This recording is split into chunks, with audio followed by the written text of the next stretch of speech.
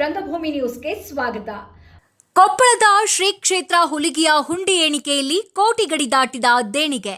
ಕೊಪ್ಪಳ ಜಿಲ್ಲೆಯ ಐತಿಹಾಸಿಕ ಶ್ರೀ ಕ್ಷೇತ್ರ ಹುಲಿಗಿಯ ಶ್ರೀ ಹುಲಿಗೆಮ್ಮ ದೇವಿ ದೇವಸ್ಥಾನದ ಹುಂಡಿ ಹಣ ಎಣಿಕೆಯಲ್ಲಿ ಕಳೆದ 48 ದಿನಗಳಲ್ಲಿ 1,45,00,000 ರೂಪಾಯಿಗಳು ಸಂಗ್ರಹವಾಗಿದೆ.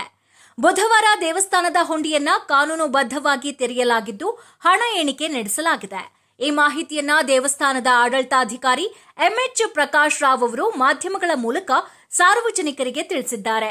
ಹುಂಡಿ ಎಣಿಕೆ ಕಾರ್ಯದಲ್ಲಿ ಸಮಿತಿಯ ಈರಣ್ಣ ಇಳಿಗೇರ್, ನಾಗರತ್ನ ಪೂಜಾರ್, ವಿಜಯಕುಮಾರ್ ಶೆಟ್ಟಿ, ವಿಶ್ವನಾಥ್, ಹುಲಗಪ್ಪ, ಅಗಳಕೇರ ಸೂಚಪ್ಪ ಸೇರಿದಂತೆ ಅನೇಕರು ಭಾಗಿಯಾಗಿದ್ದರು. ರಂಗಭೂಮಿ ನ್ಯೂಸ್ ಬಳ್ಳಾರಿ 9481941999. ಐಗಿರಿ ನಂದಿನಿ ನಂದಿತ ಮೇದಿನಿ ವಿಶ್ವ ವಿನೋದಿನಿ ನಂದನುತೆ.